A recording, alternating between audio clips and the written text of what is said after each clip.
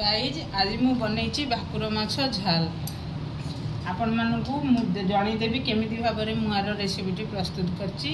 आपण माने संपूर्ण वीडियोटी देखिए। वीडियोटी जदि आपण मानू भल लगे ताल कमेंट माध्यम जनइबे। जो माने मो चैनल ले नुआ अछंती से माने सब्सक्राइब करदेवे। मु वर्तमान यार रेसिपी बतेदेवी केमी मु करछि भाकुर माछ झाल बा भाकुर माछ झोल। माछ कालिया बा झाल पई मु वर्तमान भाकुर माछ नहीं आछि। ताको काटिकी भल भाव में धोई देछि। बर्तमान ताके लुण हल्दी पकई 5 मिनट छाड़देवी। एबे मु लुण देदेली, हलदी भी देदेली। बर्तमान ताको गोलेकी 5 मिनट छाड़देवी।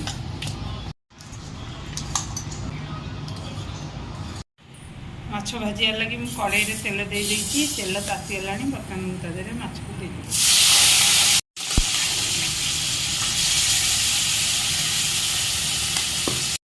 मसला बाटिया मुझे गोटे टमाटो पियाज रसुण अदा खंडे बर्तमान मुझे ग्राइंडिंग करदेवी।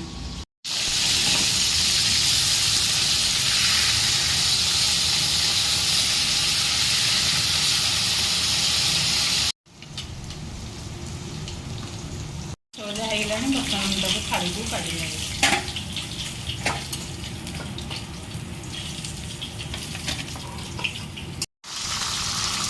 छईला बर्तमान तेल रे आलू को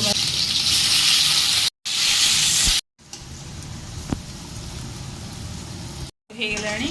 बर्तमान ताकू काढ़ी देछि।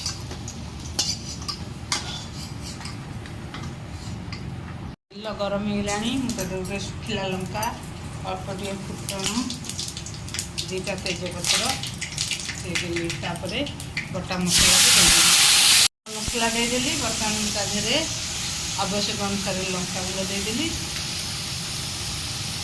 अल्प हलदी देदेली और स्वाद अनुसार लुण भी देदेली। बर्तमान मसला को कषि नेबी जिते जाए मसलू रसुण और अदार बास्ना न जाए। गोटे चामच गरम मसला गुंड देदेली और गोले नेबी 2 मिनट। बर्तमान भजा आलू को देदेवी।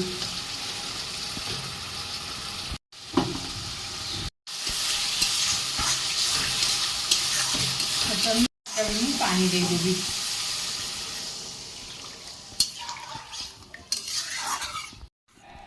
तरकारी मोर फुटी पड़ानी। बर्तमान मु भाकुर माछ को ताधरे देदेवी। देखंतु एटा भाकुर माछ ताकू आलू सहित झोल करछि। ताकू भाकुर माछ झोल बा भाकुर माछ कालिया कहते। देखो तरकारी मोर भल भाव में फुटी पड़ानी। बर्तमान गैस बंद करदेवी। प्रस्तुत होगा आमर भाकुर माछ झोल भाकुर माछ झाल बा भाकुर माछ कालिया।